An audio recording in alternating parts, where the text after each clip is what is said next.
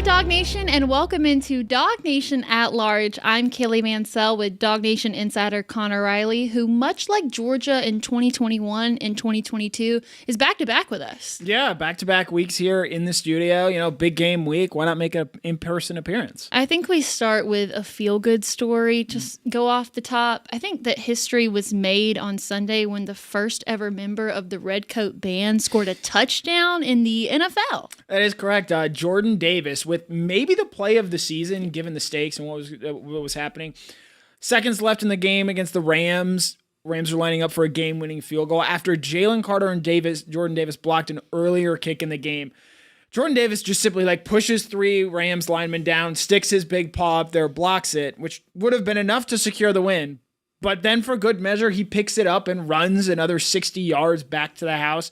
His first NFL touchdown. Obviously, every Georgia fan knows he scored one on Senior Day back in 2021. A special moment for Jordan Davis, who I think after this, you've really seen this Philadelphia, not just organization, but the entire city sort of embrace him and what he means to this team. Also clocked a speed at over 18 miles per hour. Watching that in real time is probably one of the coolest things I've gotten to experience on the couch. And it was one of those moments where as soon as it happened, I was like, nobody talk to me. I need 30 minutes of getting on Twitter, TikTok, Instagram. I need to know what everybody is saying about this. I think Jordan was content to just keep running until somebody stopped him, Forrest Gump style, and just keep going. I mean, he hit that end zone and he looked like he had room to go. He mentioned afterwards he thinks that's the first time he's run 40 yards in a game since he ran his 40 at the combine, which was also incredibly fast. Yeah, it was a terrific moment for him, a terrific moment for DawgNation. I thought we'd start with something sweet off the top because we're about to get real here on DawgNation at Large.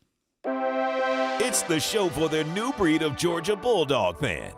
This is DawgNation at Large with DawgNation insiders Connor Riley and Kaylee Mansell.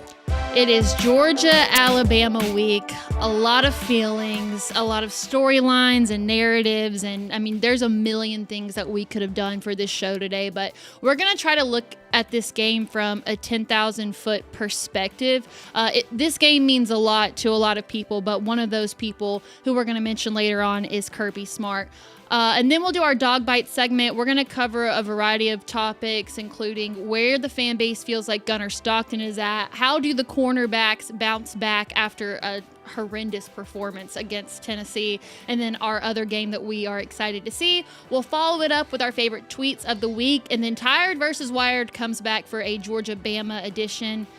And then usually I really enjoy when we get to touchdown predictions, but I'm dreading it, and I'm going to continue to dread it until I put a point on the board. But let's start with Georgia-Bama. So one thing that we did on DawgNation.com this week, it was put together by our friend Jeff Sintel. It's a cover 4 type scenario where he gives us a question and we fill in our answers. And one of the questions that he asked was, is this win against Alabama, is it more important for optics or is it more important for reality? And what I kind of took that is it more important from an image standpoint that Georgia win this game to get rid of the stigma that they have a Bama problem, or is it more important for setting the tone for the rest of the season, how it's going to play out? I mean, I really do think that there can be arguments that are made for both. Yeah, I think in focusing first on, not the opponent, but just the Georgia aspect of this. You win this game, you get to September with an unbeaten record. You're 4-0 to this point. You'll have a marquee road win over Tennessee. You'll have a home win over Alabama, which will obviously look worse if Alabama loses this game on Saturday. They will be unranked, and there will be a lot of questions about the quality of that win. But you still have done what you needed to in that month of September, whereas a year ago, they lost that game to Alabama, and it felt like that loss sort of lingered over the team, I think, for a lot of October and really the rest of the regular season until they beat Tennessee. And so with the college football playoff being in mind, with I think accepting the reality that you're probably going to need to go 10-2. So if you can get through those first 4 games with an unbeaten mark, and you have in your remaining 8 games 2 sort of losses that potentially could happen, I don't want to speak these into existence, but if you only need to go 6-2 in your final 8 games, I think that takes a lot off of what is still a very young team, and I think frees them up to play with, hey, we've shown we can be one of the best teams in the country, and what that means for them for the rest of the season. Yeah, and I want to look at this from the reality standpoint first, because I was one of the ones to say that I do think it matters more for reality at this point in time, because the road ahead is still tough. You still have Texas at home. You've got Ole Miss at home. You're going to go on the road to Auburn. And, the thing is, you want to put yourself in a better position for whenever you get to the end of the season, minimal losses, a better chance at a higher playoff seed. And even though last year when Georgia lost this game, it really felt catastrophic in the moment, it really wasn't in the long run because Georgia ended up making the SEC championship and still got into the playoffs. However, when they lost to Ole Miss, when you get to that Tennessee game, it was do or die in that moment, especially now knowing that Alabama and South Carolina didn't make the playoff because they had 3 losses. So in this case, a win gives you a little bit more wiggle room at the end so you don't get a situation like you were last year, knowing that if you lose to Tennessee, that's it. Right. And I think that this is something that I think everyone is struggling to grapple with in this new reality with the college football playoff. And in the old days, you lose one game, you might be out and you might miss the playoff or something along the lines of that. Now, I think we have a pretty good idea that you can afford to lose 2 games, especially at a Power 4 level, especially with the schedule that Georgia's going to play. And even this year, yes, you don't have Clemson on it, but you get Georgia Tech at the end of the year, which is a better team than Clemson this year and may have been a better team than what Clemson was a season ago. So I think if you're Georgia, again, it's stacking those wins early, knowing that you're not going to potentially put yourself in a Tennessee situation like you were a year ago, where I do think early in that game, because of how much Georgia needed it, they came out maybe a little more tight than they normally would have. Mm-hmm. And then I think once you saw them settle in, they got more comfortable over the course of the game. I've said all offseason, I think that this is a team that gets better over the course of the season, in part because of how young they are. 54% of this roster are guys in their first or second year in college football, not just at Georgia, but in college football. And so if you're able to get through this month 4-0 and get off to that kind of start, I think they'll probably be the number 1 team in the SEC on the AP poll on Saturday or on Sunday if they win. So I think that this is huge from them in a sense of what you can do going forward now that you've put in a road game against Tennessee in your back pocket and then a team in Alabama that has just really owned this, I'm not going to call it a rivalry, but a matchup over the past 20 years. And that's as simple as it gets, because when you look at it from a reality standpoint, that's really all it entails. It's when you get into the optics part of it that suddenly the argument becomes a lot more complex. And I think this is really big from a national media perspective as well as a fan base thing, because it's when Georgia and Alabama play each other that the national media and everyone on Twitter loves to put up a graphic kind of like the one that we're about to show you, where it's got the record versus Auburn 9-1 versus Florida 7-2, Tennessee 9-1, Kentucky 9-0, and then there it is at the bottom, Alabama 1-6. However, what these graphics fail to tell you is that Kirby Smart has never had this chance at home, so I feel like a loss would almost be worse from the optics standpoint because of where the game is. In 10 years, he's only gotten this opportunity one time. And this is probably the most evenly matched these teams have been at this point in time. So you really don't want the home streak to end with a loss to Alabama. Yeah, Kirby Smart needs to win this game on Saturday. I can't say it any more simply. I was the one that asked him last year in postgame after that loss. And look, I understand it's a tough question. I understand people might not have loved the tone in which I asked it, but he's 1-6 against Alabama. And I asked just why does it seem like you guys just are never able to play your best at that point in time? And he was quick to fire off that he had not yet gotten them at home. I don't know. What's our bouncer's record against them? Has anybody got one better than 1-6? It's a tough battle. Of those 2 of them been here. And so that is, I think, understandable. I think when you see that how well Georgia plays at home, not only have they won 33 games in a row, they're 50-1 in their last 51 games at Sanford Stadium. And so I think that there is some credence to that. You've heard Brandon Adams this week. You've heard a lot of people talk about the impact that playing at Sanford Stadium will have on this game. But if Georgia doesn't win on Saturday, those knives, those pitchforks, those words for Smart, I think are going to be even sharper, because it's understandable for Georgia to go 1-5 against Nick Saban. Mm-hmm. And in the way that played out, Nick Saban, in my opinion, is the greatest coach in college football history, and you can understand that. If you're 0-2 against a Kalen DeBoer Alabama program, an Alabama program that going into this game is 2-4 on the road, that is something that becomes a lot more alarming. Kirby Smart is 108-19 in his time at Georgia. If they lose on Saturday, he will have obviously his 20th loss in his time here. 7 of them, over a third, will have come against Alabama. And this talking point, which is something Georgia fans acknowledge, Kirby acknowledges that he needs to be better against Alabama. It becomes just a much bigger stain on his otherwise sparkling resume and legacy here. No, I couldn't agree more, because when I'm thinking about it from the Kirby point of view, do I think that the losses to Alabama keep him up at night? Probably not. But are we going to see an emotional Kirby Smart if he wins on Saturday? Yeah, because now that Nick Saban's retired, there's no really argument against the fact that, okay, yeah, Kirby Smart probably had a Nick Saban problem, but now you don't want that argument to become, oh, well, it's just an Alabama problem with Kaylee DeBoer as well. And, you know, the problem is with this game is that the narrative doesn't necessarily change even with a win. They're still going to say if they win, they're 2-6. It's never going to be enough. Right. And not until you get it, I think, over 500 do you really say, hey, Georgia doesn't have an Alabama problem anymore. But the thing is, like, you're never going to have that opportunity to start changing the narrative if you don't get this win. And I said it before, but I feel like if the home streak ends to Alabama, that almost feels like a worse blow than some of the losses that we've seen in the past. Right. You think that 2021 national title team and how great they were. They got blown out by Alabama in the SEC championship game. That 2023 team, where I believe if they play Michigan in the Rose Bowl, like ended up happening, I believe Georgia wins that game. But Alabama got in their way that day, and it was a day where I know you mentioned that this is maybe the first time these are the most evenly matched teams. Georgia's been a favorite in, I believe, 2021 both times, 2023, and last year. So the last 5 times that these teams have played, Georgia has been a point spread favorite. Now, obviously, Vegas isn't everything, but I do think that Georgia has even the talent deficit more than perhaps some might be willing to acknowledge. And I think that's what makes these recent losses against Alabama all the more confounding. They were the better team, in my opinion, in 2023, and they found a way to lose that game. Based on what they did in totality of the season, Georgia was a better team than Alabama last year, and Alabama got that game at home. You could play that game 1,000 times. Jalen Milroe is not going to score 4 straight touchdowns to start a game again. And so I think with Saturday, and that's why I'm so interested in seeing how Georgia comes out and plays in this first quarter. If they start slow, because we talk so much about the crowd and the atmosphere. If they fall behind, let's say like they did against Tennessee, where it's 21-7 early, I worry about maybe a nervous energy sort of seeping through in that game and sort of, building up in the way that it is. Because look, Georgia, again, we mentioned they haven't played Alabama at home recently. The last 2 times they have played them at home, it has not gone well. Blackout game, which we're going to talk a little bit about later in this show, 41-30, I think was the final score. I believe it was 31-0 at halftime of that game. And then in 2015, the wettest game ever played, it was 38-10. And that touchdown that Georgia got was very, very fortunate at the end on a long run by Nick Chubb. Total sidetrack here, but did you see where the chances of rain are increasing for Saturday? It is something I think just about every Georgia fan is very quietly monitoring, very quietly worried about. I know. I said it, back in the summer that I thought that it was going to rain for that game. And then I saw the weather like a week ago. I was like, okay, probably not going to happen. And now it's getting closer and closer. Now it might potentially rain.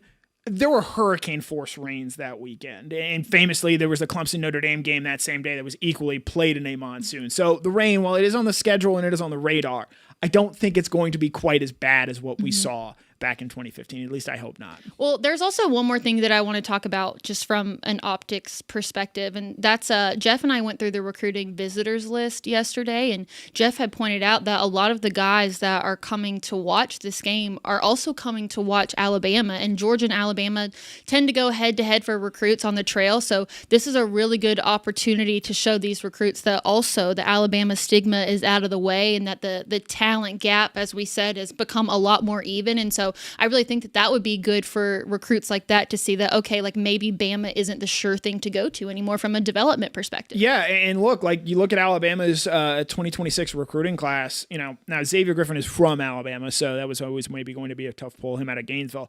Jordan Edmonds from Sperryberry, someone Georgia wanted, he ends up going to Alabama, and I do think in this new age, as Kaylee DeBoer maybe tries to find his footing in recruiting the South because his first recruiting class at Alabama in 2025, a lot of that was based on the West Coast ties that he had already established in his time at Washington.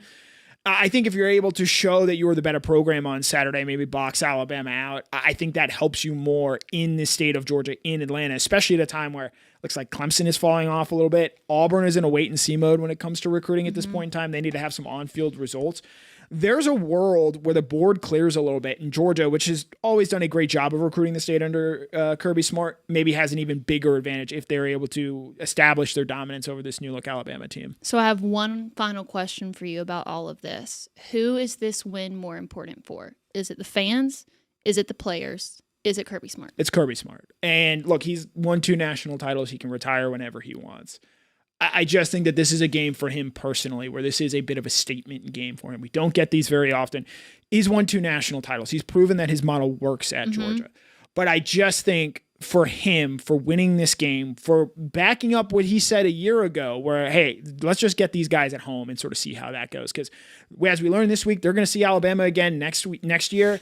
And this conversation clearly isn't going anywhere. So if you win on Saturday, I think that helps quell this a little bit. Yeah, because at this point, even in what we would consider to be a short career, he's done just about everything you can do, but he's got that Alabama asterisk right next to him. And even though I don't necessarily think a win changes that on Saturday, it is the start of the changing of the narrative, which is really important moving forward. So here in just a moment, we are going to talk about some things that are going to be big storylines for the Alabama game. Gunnar Stockton, the cornerbacks, as well as maybe we'll touch on Oscar Delp as well.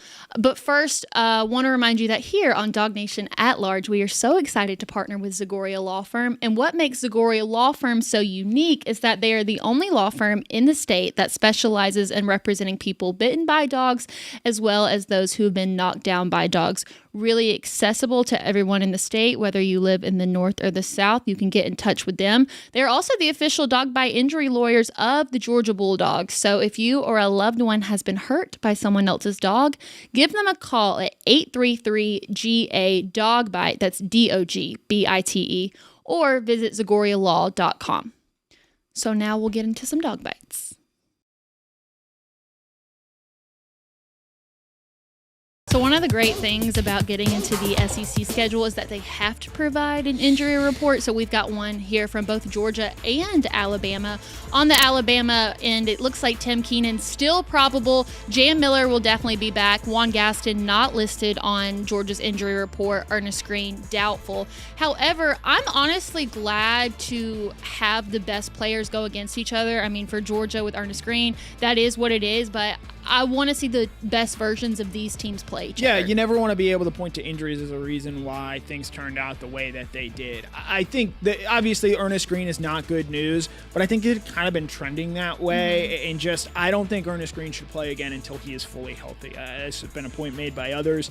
And until he gets that back situation right, they don't need to try and have him labor out there, because I think what we saw against Tennessee, it just was not SEC quality.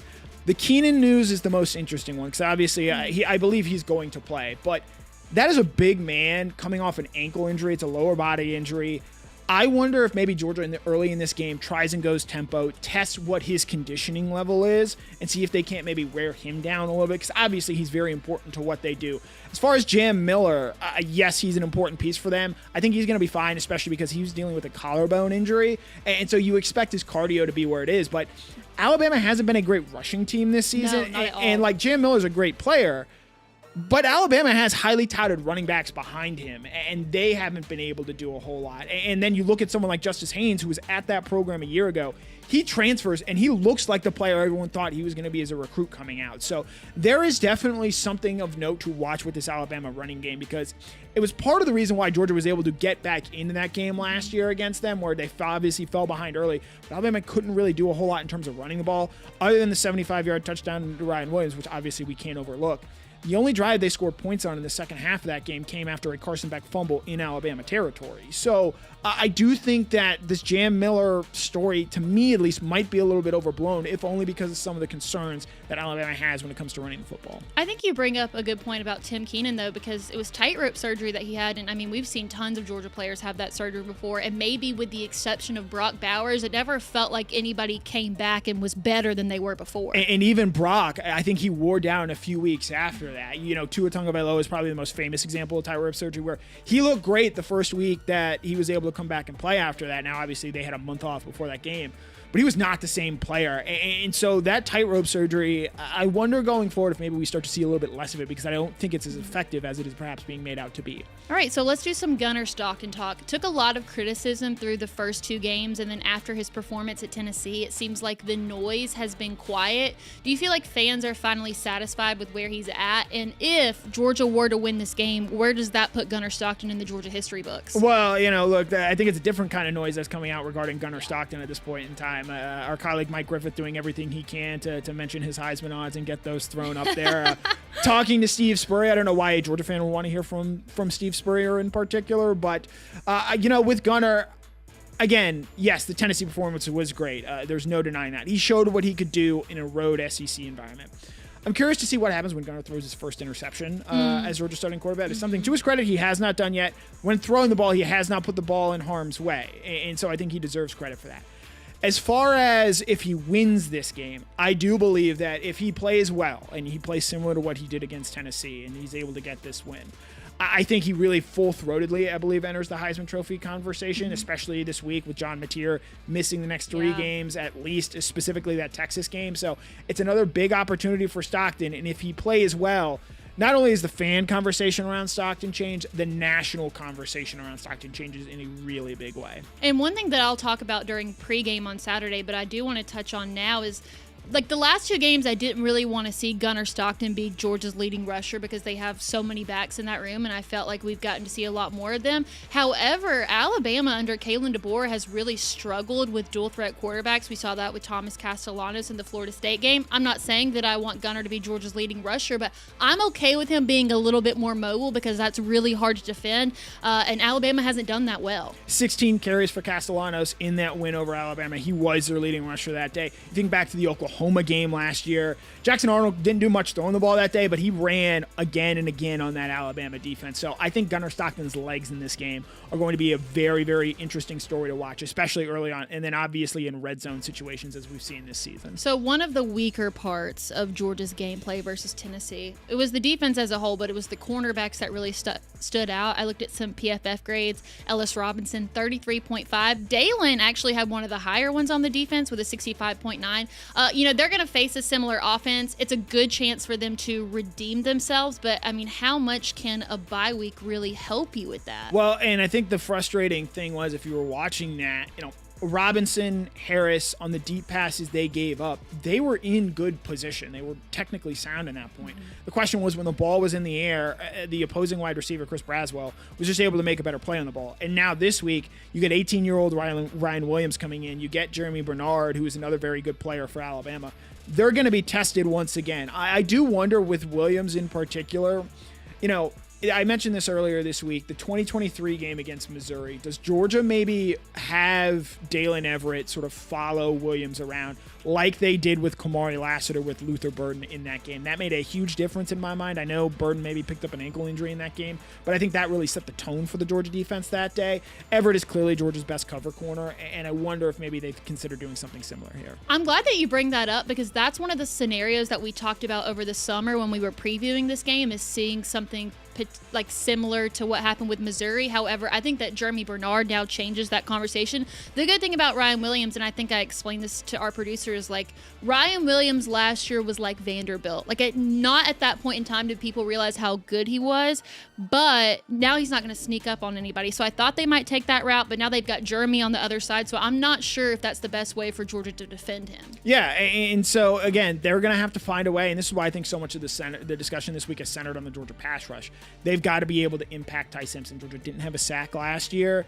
If that's the case again, I think that's another Alabama win in this series. So I want to talk about Oscar Delp for a moment because I think one of the favorite things that I got to see after the Georgia-Tennessee game was when Oscar Delp comes off the field and he's yelling 4-0, 4-0. And then I thought back on Oscar Delp's career and the losses to Alabama. And a lot of these players are so young that they probably don't understand the emotion or what it feels like to have that stigma. But Oscar Delp does. And so if Georgia's able to get this win, that's probably the first person that I'm going to look to see their reaction because he is one of the older guys on this team that understands everything that comes along with this game. Trivia question for you, Kaylee. How many players on this Georgia team have beaten Alabama?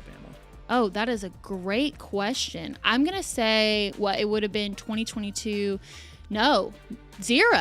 One. Micah Morris. Well, and if Has he been here for that long? Yes, he was a 2021 signee. I think maybe you could count Cash Jones as well because he was on that team, but Cash is not scholarship.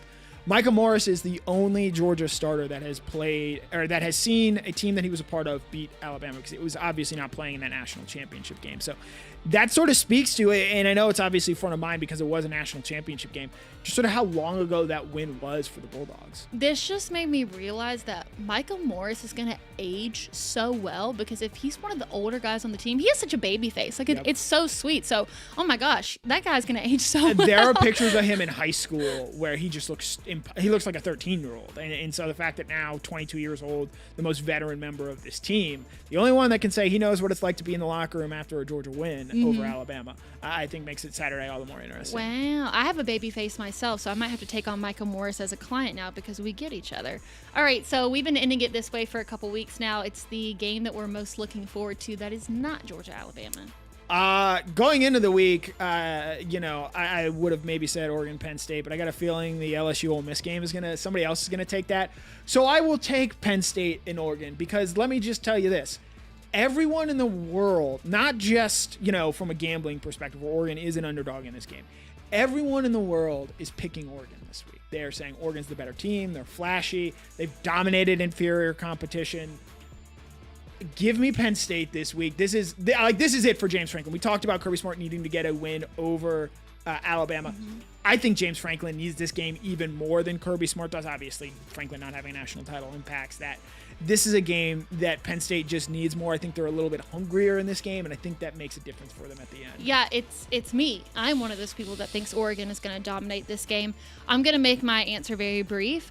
I am the most excited for Ole Miss and LSU. I will not elaborate, though, because I believe it's going to come up in our meme machine. We've got that next. We're going to take a quick break. We will be back in 60 seconds. Hey, DawgNation, it's Brandon Adams, the host of DawgNation Daily here at Cercheros. And when I'm ready to eat, I want to eat something that I feel like was made fresh for me. And that's what the friendly folks at Cercheros do each and every day. In fact, let me give you a little bit of a taste of what that looks like right now. So I'll do a flour tortilla with Southwest rice, black beans. May I have steak, please? Cheese, and some pico, and some corn. I would love that grilled, absolutely. Can't beat the taste of those fresh grilled toppings added on. Jalapenos, some guac. The guac is free add-on here at Cercheros. And then I'll do some Cercheros sauce too, please. Looks great. And this football season, I want you to think of Cercheros for your tailgate watching and game day party need. In fact, this year, DawgNation with Cercheros is going to give away the ultimate game day party. You go to the website, DawgNation.com/tailgate. You can register for your chance to win the ultimate game day party, courtesy of Cercheros.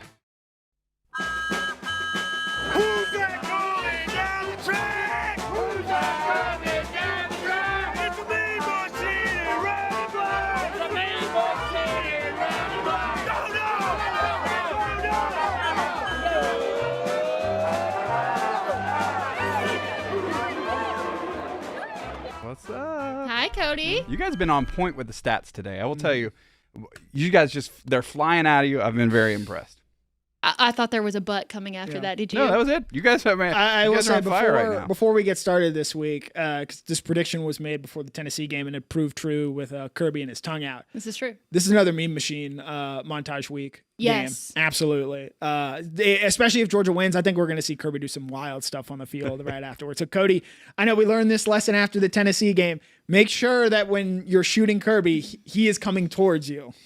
Yes, will do. That is duly noted. Yes. And I mean, just even regardless of what happens, I'm trying to be optimistic about it, but it's going to be a terrific week for Twitter football between great slate. Yeah, amazing. And now with this Ole Miss LSU stuff, which we'll get to in just a moment, it's going to be a great weekend for sports on Twitter. So I'm going to kick us off this week. I love taking shots at Dabo. This comes from PFT commentator. He said, you know who used the transfer portal? Jesus Christ, when he went into that tomb. So you can get in there for 3 days a year, Dabo. Things are really tough for Dabo. So bad. Georgia Tech, I get that, playing on the road. It's a game, Tech's a team that has done great against better competition. Falling flat against Syracuse and the Mariner, in which you did at home, that I don't know how you recover from that this season. Yeah. For me, it's because he opened his big mouth. Like, you didn't have to do that press conference. That was your choice to do the, I'll go somewhere else. I'll coach forever. It doesn't matter. You're not going to miss, and then go out and lay an egg like that. That he put it on himself. Yep. I almost made this a 2-part tweet too, because there was another one, and it was Dabo Swinney did not lie when he said he would stop coaching when players began getting paid. At this point, this was probably the most unexpected thing to happen this season, but it has been amazing for the internet. So I'll take a shot at Dabo any chance I get.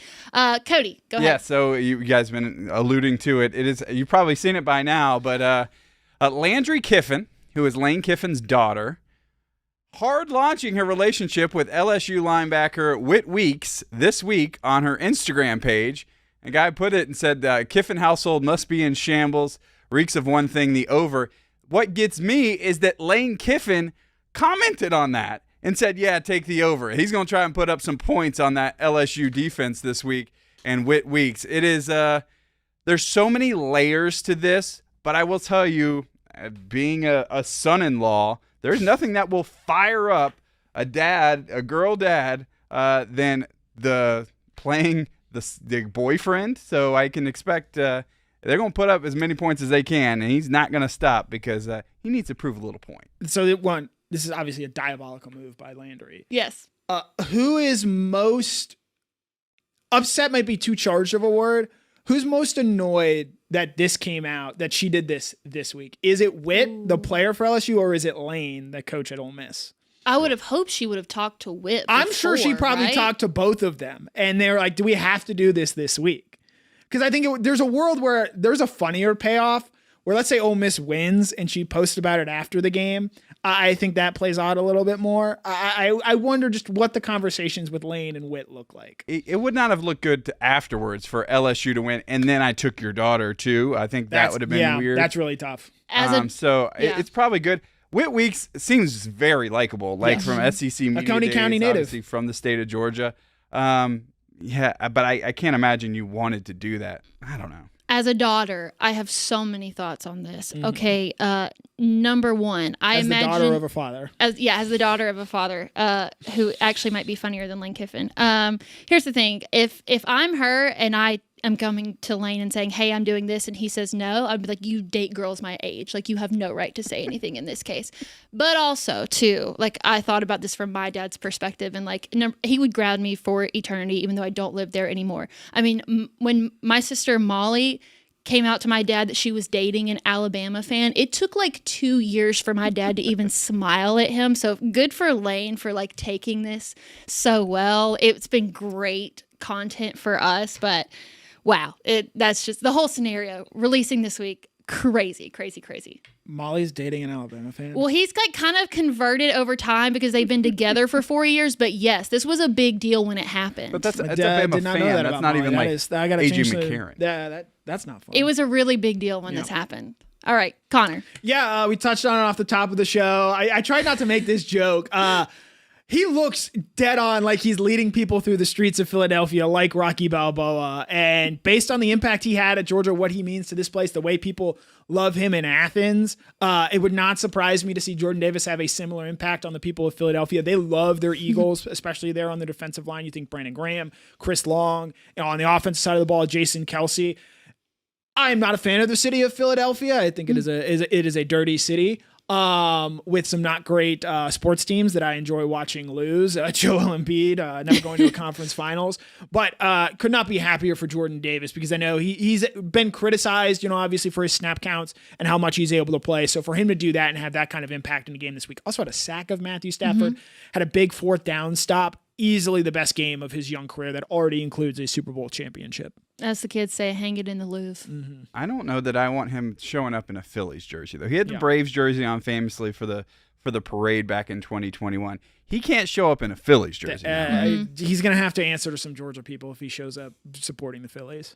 All right, so we'll say goodbye to Cody Chaffins, but he will be a part of the DawgNation game day on Saturday. It's going to start at 5:30. If you're in Athens, come see us at Jittery Joe's downtown location, or you can join us on any DawgNation platform, as well as the post-game show with Brandon Adams, which if Georgia loses, if Georgia wins, it's going to be terrific because Brandon is so good with his emotions and conveying the feelings of the game. So, hey, tune in for post-game. We're going to have tons of guests, but also the post-game is going to be an instant classic either way. The all-time saddest I've ever seen, Brandon, is after surprisingly, the 2018 SEC championship loss to Alabama.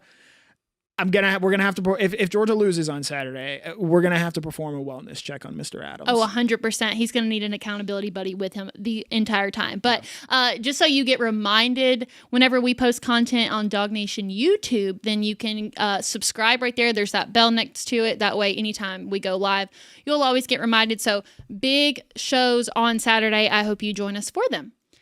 Oh my gosh, it's been so long since we've done one of these, and I'm really just excited to hear the intro music. So this is Tired versus Wired.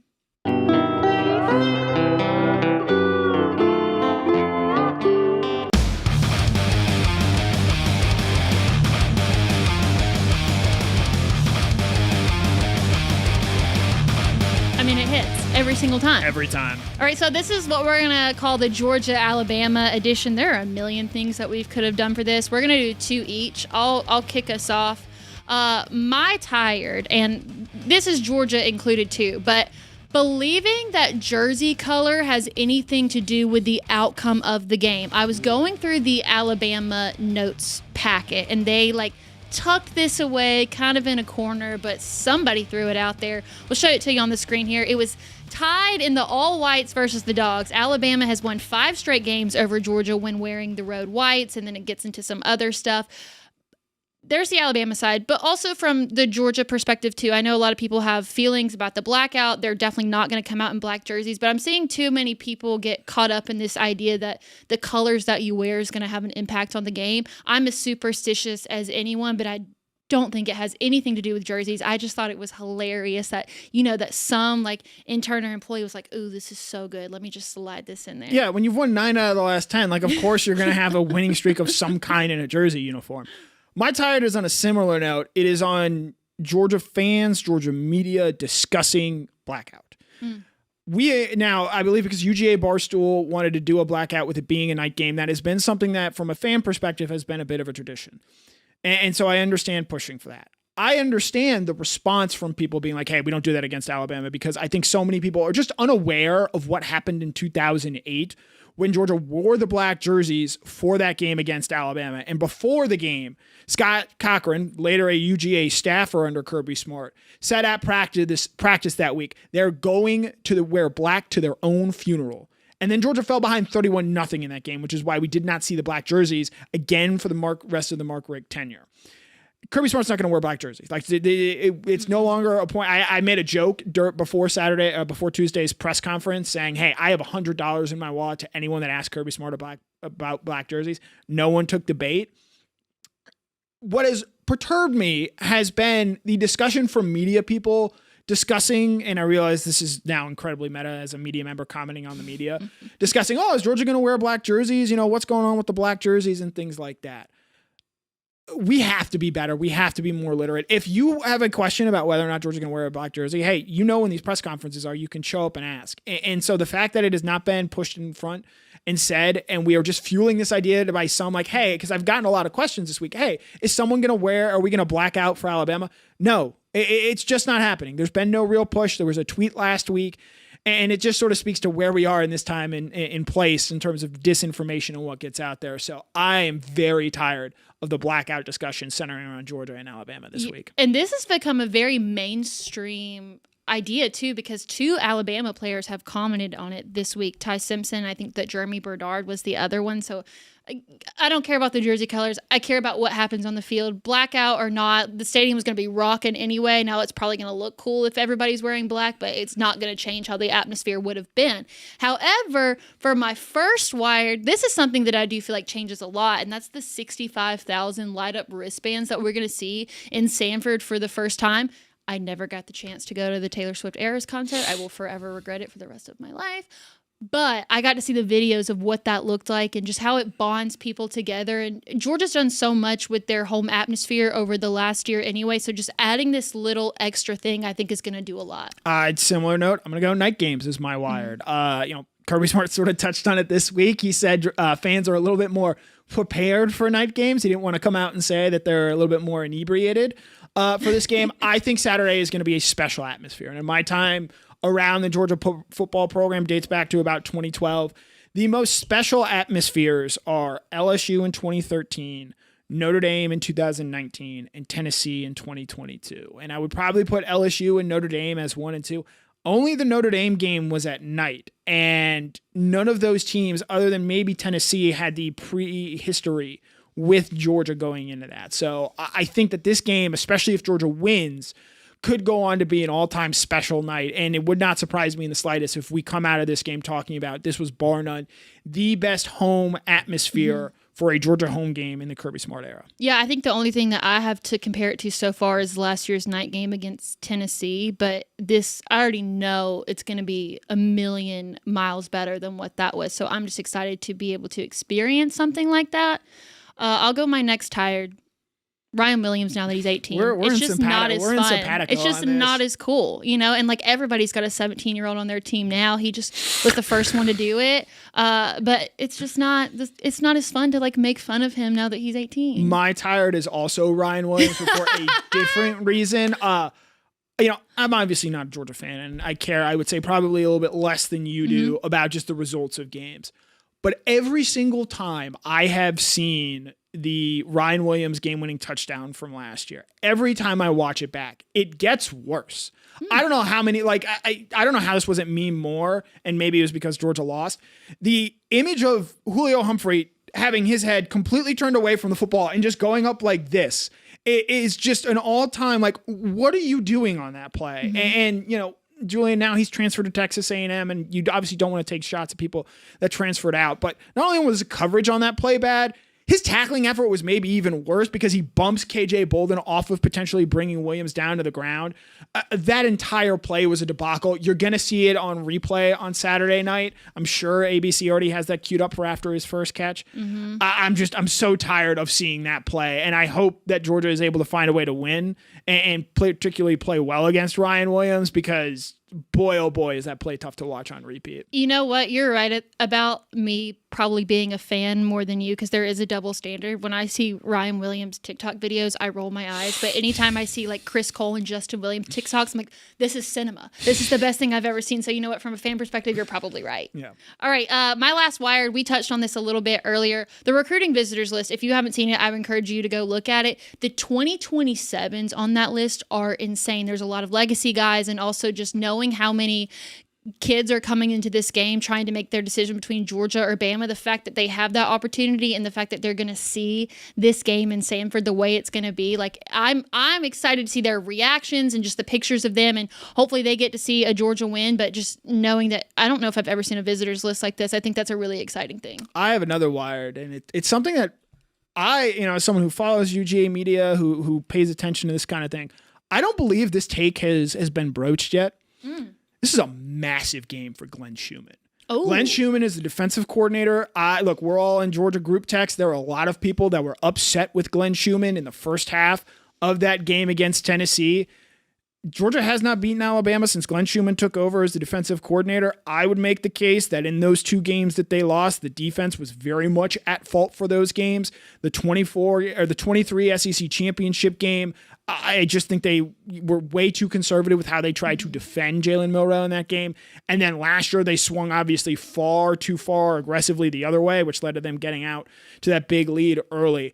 This is a really big game, in my opinion, for Glenn Schumann, because they need to go out there and play well, because the next time that they have a good defensive performance against Alabama will be the first under Glenn Schumann. And so I think that this is sneakily a very important game for him as Georgia's defensive coordinator. Yeah, I think that's a really great point. And I can be the first to admit that it was probably pretty worrisome how confident I was about the Georgia defense headed into the Tennessee game, just like how much talent they brought back, all the new talent that was on the rise. Like, I never thought that the defense would be the issue.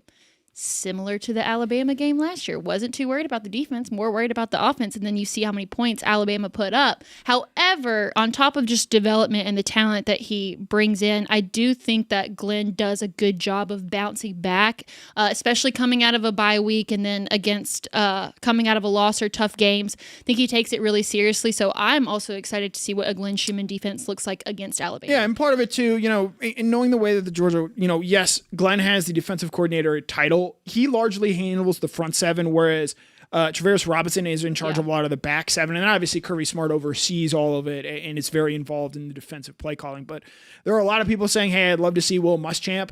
If the defense struggles once again on Saturday and does not play well, I imagine those Muschamp calls are only going to get louder. And I have some bad news for you, Georgia fans.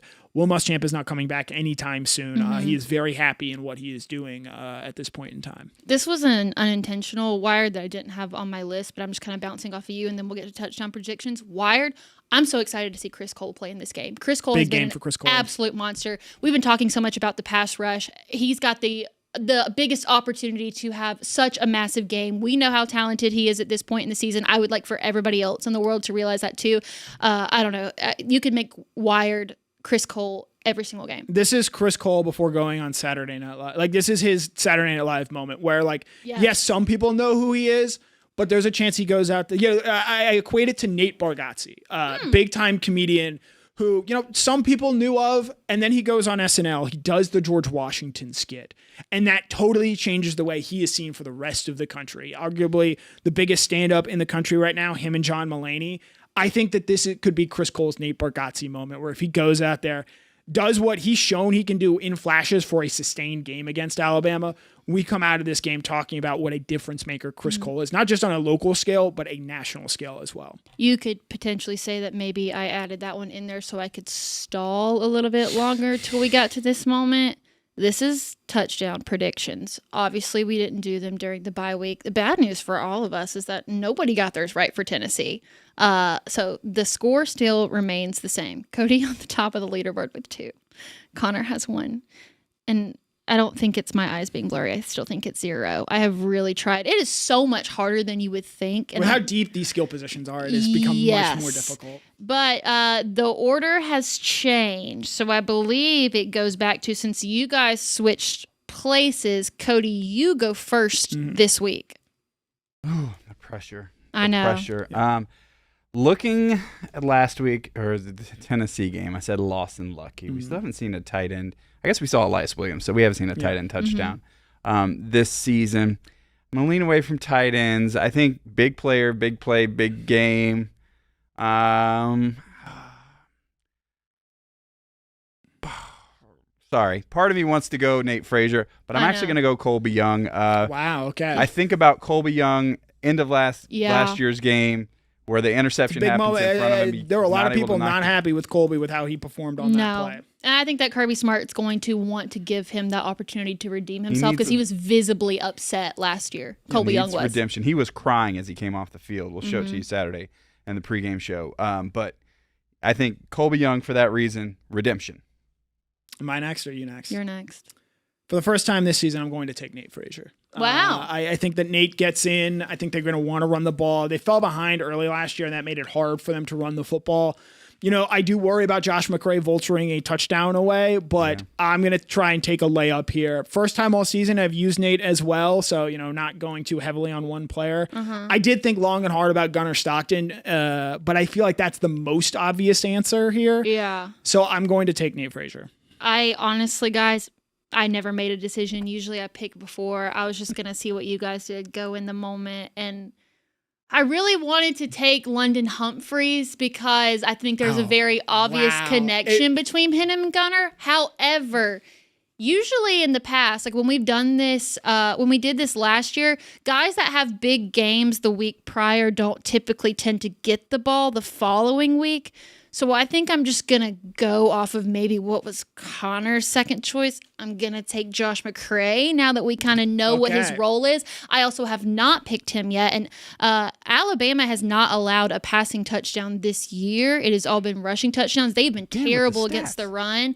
I know. I just keep them locked in here. So I'm going to take a running back. He took Nate Frazier, so I'm going to take Josh McCray. And that is that.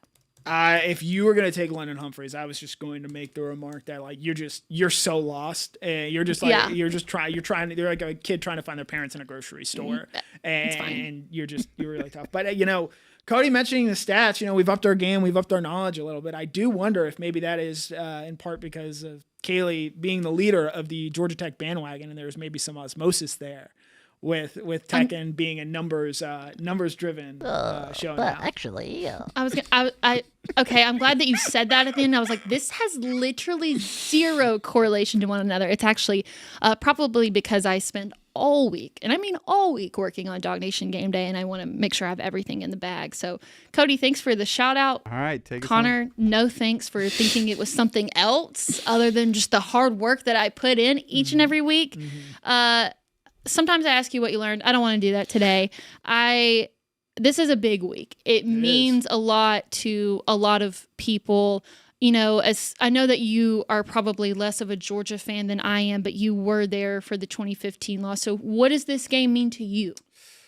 Oh boy. One of my best friends from college, Jackson, was a big Alabama fan, and I've written about this and talked about this before, passed away after the 2019 SEC championship game, or technically before it. But this game in particular makes me think of him. Alabama, I don't know how good their kicker is, but he's probably going to miss a kick in this game, and I'm going to be able to think of him because of that, because we always used to text whenever Alabama was in a close game. The game really didn't start until Alabama missed a kick, so I'm going to be thinking of my great friend Jackson Smith during this game, and just what this game in particular, this series, means for him. I don't know if I've ever seen this much emotion out of you. Like, I think that's really special, and thank you for being willing to share something like that on this show too.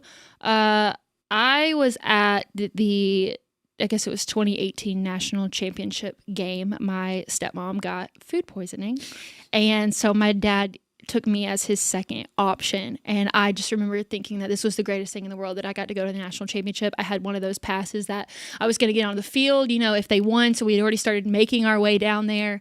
And then everything kind of started falling apart. And I think that was the first time that I ever experienced, like, outside of myself playing sports, that a sport that other people play could mean so much to me, that loss.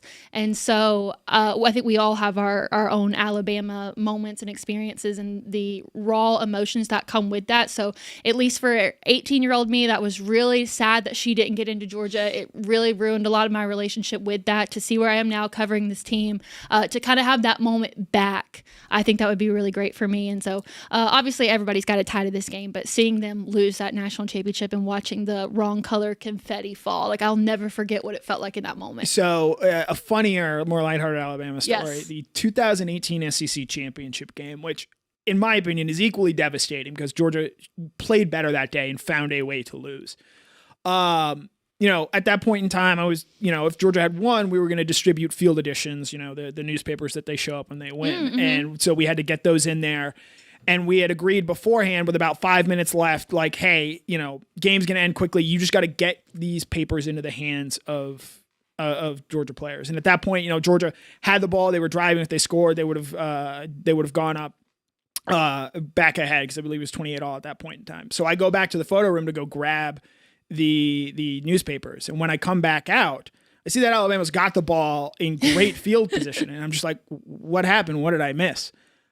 I had no idea that they did the fake Justin Fields punt until well after the game. I had no idea that had happened because you're trying to watch it and remember everything that is taking place in front of you. It did not occur to me until I saw other people writing about it and reading about it, that the Justin Fields fiasco punt happened in that game. I actually do remember watching that. The fact that you didn't know. Yeah. All right. That's probably one of my favorite endings that we've ever had. So again, thank you so much for sharing. I know everybody's got a tie-in with this game. It means a lot to a lot of people. Hopefully Georgia comes out on the other side of it. But, even if they don't, keep chugging along, because as we see last year, it really didn't matter in the end. So goods and bads to everything. But DawgNation, we just thank you each and every week for joining us. Make sure to join us for DawgNation Game Day on Saturday, as well as DawgNation Postgame. And with that, we will see you right back here next Thursday at 7 o'clock.